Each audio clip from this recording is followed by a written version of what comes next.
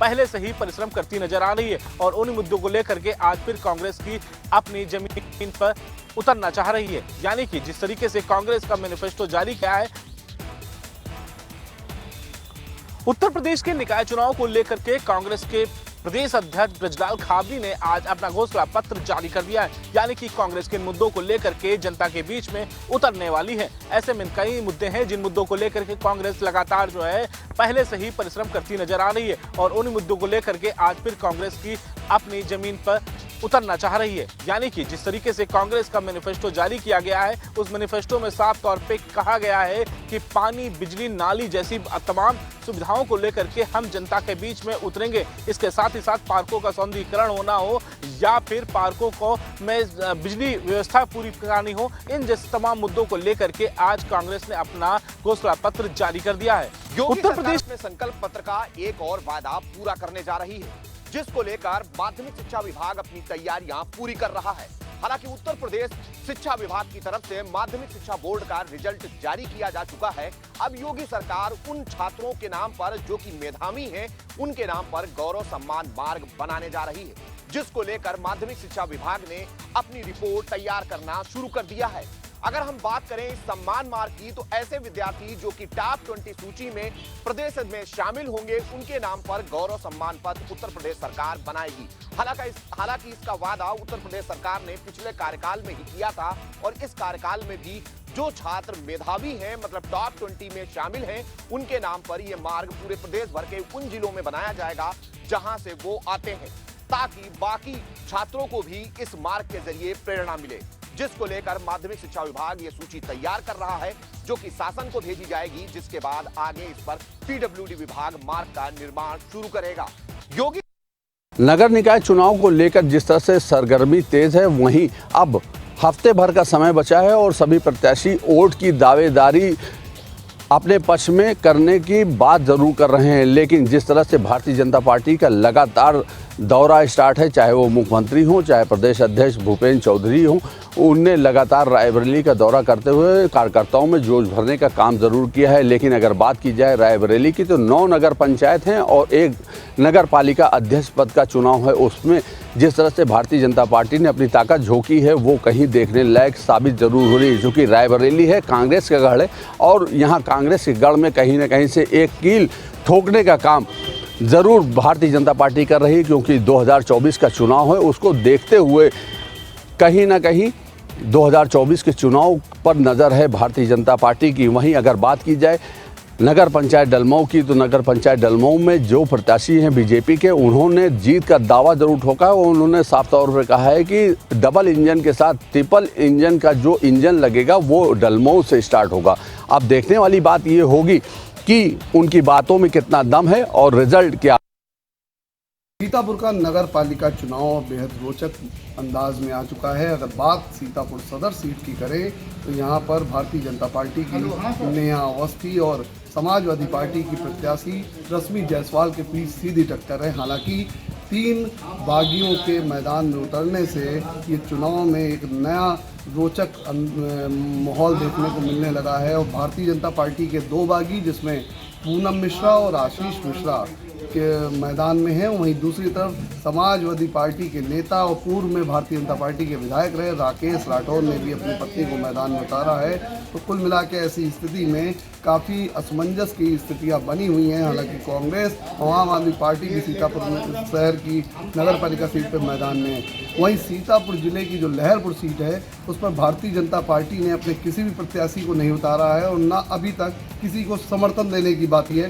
हालांकि जिले की 2 और सीटों पर बीजेपी ने इस बार मुस्लिम प्रत्याशियों को उतार के कहीं ना कहीं मुस्लिम समाज में अपनी पैठ बनाने की कोशिश की है। वहीं बात समाजवादी पार्टी की अगर करते हैं, तो समाजवादी पार्टी ने जिले की सभी सीटों पर काफ़ी मंथन करने के बाद प्रत्याशी उतारे हैं। यूपी के बुलंदशहर में निकाय चुनाव को लेकर उत्तर प्रदेश में पहला मामला ऐसा सामना आया, आप चौंक जाएंगे। वहीं निकाय चुनाव को लेकर बात की जाए तो समाजवादी पार्टी से यहाँ से पहले तो गालीबाज को यहाँ से टिकट दिया था। वीडियो वायरल हुआ था। वीडियो वायरल में पहासू से एक प्रत्याशी ने अखिलेश को गाली देते हुए का पार्टी कार्यालय के सामने वीडियो वायरल हुआ था। वीडियो वायरल के आधार पर समाजवादी पार्टी ने प्रत्याशी का टिकट काट दिया। वहीं देखा जाए तो अजमल खान छोटे की पत्नी को फिर यहाँ से टिकट दिया समाजवादी पार्टी ने। अजमल खान ने समाजवादी की टिकट को दरकिनार करते हुए कांग्रेस पार्टी से अपना नामांकन किया है। नामांकन कैंसिल का आप टीवी स्क्रीन पर ये देख सकते हैं कि लेटर ये प्रदेश अध्यक्ष का लेटर है। उनका बावजूद भी उन्होंने समाजवादी पार्टी छोड़कर उन्होंने कांग्रेस पार्टी से अपना नामांकन करा है। उत्तर प्रदेश में एक अनोखा मामला पहली बार सामने आया। आनंद मिश्रा नामक युवक ने आत्मदाह का प्रयास किया। बताया जाता है कि आनंद मिश्रा उन्नाव के माखी थाना क्षेत्र का रहने वाला है। आनंद मिश्रा ने जिस तरीके से भाजपा के विधायक बम्बालाल दिवाकर पर आरोप लगाए हैं कि उनसे वो प्रताड़ित था, हालांकि पुलिस की थ्योरी कुछ और ही कहती है। जिस तरीके से आनंद मिश्रा के ऊपर एक मुकदमा माखी थाने में दर्ज कराया गया था, उसमें ये आरोप लगाए गए थे कि विधायक को गोली मारने की धमकी देने के साथ साथ सोशल मीडिया पर गाली गलौज भी आनंद मिश्रा की तरफ से किया जा रहा था। तब से लगातार उन्नाव पुलिस आनंद मिश्रा को गिरफ्तार करने के लिए दबिश दे रही थी। हालांकि इसी बीच आज देखा गया कि दोपहर 2 बजे आनंद मिश्रा लखनऊ पहुंचता और मुख्यमंत्री आवास के सामने पहुंचकर आत्मदाह का प्रयास करता है। मौके पर मौजूद गौतमपल्ली पुलिस आनंद फानन में आनंद मिश्रा को लगी हुई आग को बुझाती है और सिविल अस्पताल में भर्ती कराती है। फिलहाल इस पूरे मामले में जांच पड़ताल शुरू कर दी गई है। आबकारी नीति मामले में आम आदमी पार्टी के वरिष्ठ नेताओं की मुश्किलें कम होने का नाम नहीं ले रही है। पहले सत्येंद्र जैन, फिर मनीष सिसोदिया, यहां तक कि दिल्ली के मुख्यमंत्री अरविंद केजरीवाल से भी सीबीआई पूछताछ कर चुकी है। आज दिल्ली के राउज एवेन्यू कोर्ट में मनीष सिसोदिया मामले में सुनवाई हुई और इस सुनवाई के दौरान कई बातें दलीलें दी गई मनीष सिसोदिया की ओर से भी, यहां तक कि ईडी की ओर से भी। इस पूरे मामले में सुनवाई राउज एवेन्यू कोर्ट ने टाल दी है। अब 28 अप्रैल को मनीष सिसोदिया के मामले में सुनवाई होगी। चूंकि मनीष सिसोदिया ने जमानत के लिए एक याचिका डाली है, 18 अप्रैल को ही राउज एवेन्यू कोर्ट ने इस जमानत याचिका पर फैसला सुरक्षित रख लिया था और आज इस पूरे मामले में फैसला आने वाला था। अब देखना होगा कि जब 28 अप्रैल को राउज एवेन्यू कोर्ट में इस पूरे मामले में सुनवाई होती है तो अदालत क्या कुछ अपना फैसला सुनाता है। वहीं अगर हम बात करें तो मनीष सिसोदिया के वकील की ओर से क्या कुछ दलीलें दी जाती है, क्योंकि पिछली सुनवाई में जिस तरीके से मनीष सिसोदिया की ओर से दलील दी जा रही है कि उनकी पत्नी का स्वास्थ्य ठीक नहीं चल रहा है। इसके अलावा मनीष सिसोदिया लंबे समय से न्यायिक हिरासत में हैं और जिन लोगों पर आरोप लगा अन्य कई आरोपी जमानत पर कहीं न कहीं बाहर है। ऐसे में इतने बड़े कद के नेता को न्यायिक हिरासत में रखने से कहीं न कहीं उनकी छवि को भी नुकसान होता है। अब देखना होगा 28 अप्रैल को इस पूरे मामले में राउज एवेन्यू कोर्ट क्या कुछ फैसला सुनाता है, क्या वाकई में मनीष सिसोदिया को राहत मिलती है या नहीं मिलती। अब झांसी में 13 अप्रैल को माफिया अतीक के बेटे असद और शूटर गुलाम के इनकाउंटर के बाद जिस तरीके से कुछ लोगों के द्वारा और कुछ पार्टियों के द्वारा उस पर इनकाउंटर पर आरोप लगाए गए थे, उसी को लेकर सरकार के द्वारा एक टीम गठित की गई थी। उस टीम के द्वारा लगातार 2 दिनों से जांच की जा रही है, जिसमें आज न्यायिक अधिकारियों के द्वारा घटनास्थल पर पहुंचकर मौके की जांच की गई और जो भी क्लू थे एक एक क्लू को देखा गया और जो भी जांच के केंद्र थे वहां पर उसको भी जांचा गया। इसके अलावा आपको बता दें कि कल मंगलवार को वहां पर दोबारा से सीन रीएक्टिवेट किया गया था और वहां पर दोबारा से उसी तरीके से नाट्य रूपांतर करके पूरा एक बार फिर दोबारा से जो इनकाउंटर हुआ था उसका एक नाट्य रूपांतर तैयार कर दिखाया गया था। जिसके बाद आज कुछ अधिकारी वहां पर पहुंचे, उन्होंने जांच की और एक एक क्लू को देखा और बारीकी से निरीक्षण किया। करीब 2 घंटे तक न्यायिक अधिकारी उस जगह को जो घटनास्थल था वहां पर मौजूद रहे और एक एक चीज़ को बारीकी से जांचा परखा। वहीं आपको बता दें कि इस पूरी जांच को 60 दिन के भीतर सरकार को सौंपना है। उत्तर प्रदेश में जब से कोरोना की दस्तक हुई है, लगातार कोरोना मामलों में बढ़ोतरी देखने को मिल रही है। स्वास्थ्य विभाग की टीम लगातार लखनऊ के तमाम अस्पतालों को दिशा निर्देश जारी कर रही है कि अस्पतालों में किसी भी किस्म की चूक ना हो, सारी व्यवस्थाएं दुरुस्त रहे, चाहे वो वेंटिलेशन हो, चाहे वो ऑक्सीजन सप्लाइंग बेड हो, ऑक्सीजन प्लांट हो, सारी तरीके से व्यवस्था दुरुस्त रहे, उसको लेकर लगातार दिशा निर्देश जारी किए जा रहे हैं। वहीं अगर जनता के जागरूक करने की बात की जाए तो लगातार स्वास्थ्य विभाग की टीमों की तरफ से होर्डिंग लगवाई जा रही है लखनऊ के चौक चौराहों पर, जिसपे साफ तौर पर जनता को जागरूक करने के लेकर पहल की जा रही है। वहीं अगर लखनऊ के बीते 48 घंटे की बात की जाए तो 240 जो है कोरोना मामले दर्ज हुए हैं और टोटल एक्टिव केसेस की बात की जाए तो 896 टोटल एक्टिव केसेस नजर आ रहे हैं। उत्तर प्रदेश में जब से कोरोना की दस्तक हुई है, लगातार कोरोना मामलों में गैर ग्रुप के तमाम ठिकानों पे आज आईटी की रेड पड़ी है। आपको बता दें कि देश भर के अलग अलग प्रदेशों में गैर ग्रुप के तमाम ठिकानों पे इनकम टैक्स की रेड पड़ी। सुबह 9 बजे से इनकम टैक्स की रेड चालू हुई थी और माना जा रहा है कि तमाम अधिकारी इस रेड में शामिल थे। आपको बता दें कि गैर ग्रुप लगातार धोखाधड़ी और फर्जीवाड़े में लिप्त पाया गया था। इसको लेकर इनकम टैक्स पर शिकायत थी, उसके बाद देश भर में ये रेड कंडक्ट की गई थी। इसी कड़ी में उत्तर प्रदेश की राजधानी लखनऊ में भी शालीमार गैलेट महानगर में 502 नंबर जो कि शोभित अग्रवाल का बताया जाता है, उसके यहाँ भी करीब सुबह 9 बजे से 1 दर्जन से अधिक अधिकारी आए थे और उन्होंने रेड की थी। तमाम अधिकारियों ने उनके सारे कर्मचारी और गैरेट ग्रुप के जो पदाधिकारी थे उनके साथ पूछताछ भी की और तमाम अधिकारियों के साथ जो दस्तावेज है वो भी अपने कब्जे में लिए है। अब देखा जाने वाली बात यह है कि गैरेट के ऊपर कौन सी और कब कार्रवाई की जाती है। थाना सागर क्षेत्र के इंस्पेक्टर की दबंगई का मामला सामने आया है। आपको बता दें, सिपाही के साथ अभद्रता और उसके साथ मारपीट की वारदात सामने आई है। सिपाही का आरोप है कि इंस्पेक्टर सागर ने उसके साथ डंडे से पिटाई की। हालांकि पूरा मामला उच्च अधिकारियों के संज्ञान में आने के बाद इंस्पेक्टर सागर के खिलाफ कोई कार्रवाई नहीं देखी गई। अब देखने वाली बात यह है कि इंस्पेक्टर सागर के खिलाफ उच्च अधिकारी द्वारा किस प्रकार कार्रवाई की जाएगी, ये देख। यूपी के बुलंदशहर में दलित परिवार को खेत पर घास काटना भारी पड़ गया। जहां खानपुर थाना क्षेत्र का मामला है, जहां दलित परिवार पड़ोस के ही खेत में चाना रोड पर मक्का के खेत में घास काट रही थी। मां बेटी को दबंग लोगों ने धारदार हथियार एवं डंडों से मारपीट करनी शुरू कर दी।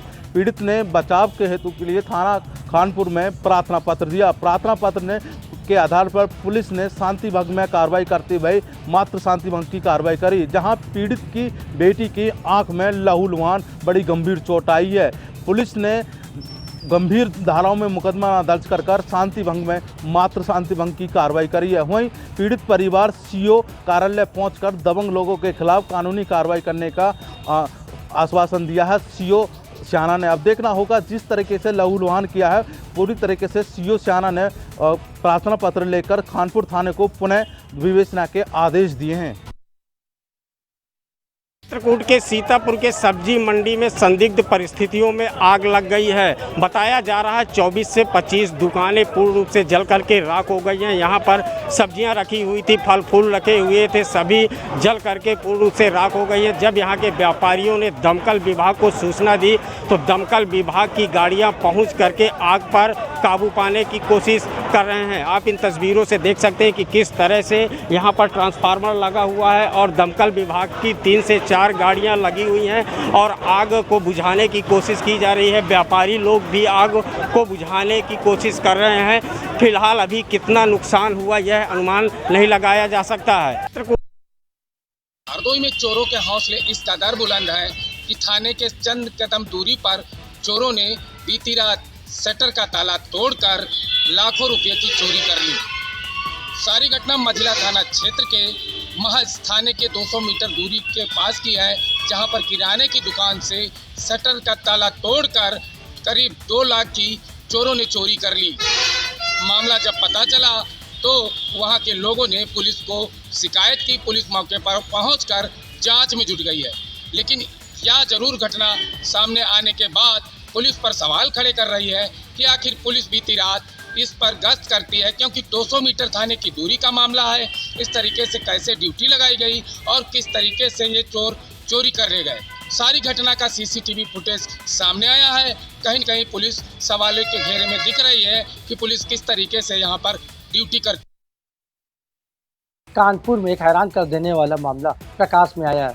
यह मामला चकेरी थाना क्षेत्र का है, जहाँ पर बॉयफ्रेंड के पिता से ही प्यार परवान चढ़ा और सबकी नज़रों से बचते हुए प्रेमिका अपने बॉयफ्रेंड के पिता के साथ फरार हो गई। इस मामले का जब संज्ञान चकेरी थाना क्षेत्र में आया तो चकेरी पुलिस ने छानबीन शुरू की और प्रेमिका को दिल्ली से बरामद कर लिया। दोनों को ही जब चकेरी थाना लाया गया और वहाँ पर पूछताछ की गई तो लड़की ने बॉयफ्रेंड के पिता के साथ ही जाने की जिद पर अड़ी हुई है। दोनों ही बच्चों के बयान पुलिस ने दर्ज कर लिए हैं। अब पुलिस इस पूरे मामले की तहकीकात कर रही है। साथ ही यह भी कह रही है कि जब लड़की और जो प्रेमी है दोनों ही बालिग हैं और बालिग के आधार पर जो बयान दर्ज होंगे उसके आधार पर ही आगे कार्रवाई होती है। और यदि लड़की जिसके साथ जाना चाहती है उसके साथ जाने दिया जाएगा। यह कानूनी नियम है, जिसको देखते हुए फिलहाल इस पूरे मामले में एसीपी अमरनाथ यादव ने बताया कि प्रेमिका और उसके प्रेमी को बरामद कर लिया गया है और दोनों को दिल्ली से चकेरी थाने लाया गया, जहां पर पूछताछ चल रही है और मामले की छानबीन हो रही है। उसके आधार पर आगे की कार्रवाई की जाएगी। मैं इस समय मौजूद हूँ शामली जनपद की एक पॉश कॉलोनी में, जहाँ पर बीती रात बाहर बालाजी गए एक परिवार जो कि अधिवक्ता हैं शामली बार में, उनके यहाँ एक चोरी हुई है। चोरी में करीब 50 तोले सोना और करीब 2 लाख रुपए की नकदी अज्ञात चोर निकाल कर ले गए। पुलिस को जैसे ही पता लगा, पुलिस ने आनन फानन में 3 कमेटी गठित कर और इसको बहुत गंभीरता से मामले को लिया है। परिवार में बहुत बुरा हाल है। परिवार की अगर स्थिति देखी जाए तो इनके यहाँ एक अभी 25वीं शादी की सालगिरह थी, जिसके उपलक्ष्य में ही ये लोग बालाजी गए थे। अब उच्च अधिकारी जल्द से जल्द इसको खोलने के लिए कह रहे हैं, लेकिन शामली में इस पॉश कॉलोनी में इतनी बड़ी घटना होना एक अपने आप में संदेह पैदा करता है। शाहजहांपुर पुलिस ने अवैध शस्त्र फैक्ट्री का भंडाफोड़ किया है। आपको बता दें कि ये शस्त्र फैक्ट्री कांट क्षेत्र में चलाई जा रही थी, जहां पर लगातार अवैध तमंचा बंदूक बनाए जा रहे थे। आपको बता दें कि पुलिस ने शस्त्र फैक्ट्री का खुलासा करते हुए एक आरोपी को गिरफ्तार भी किया है।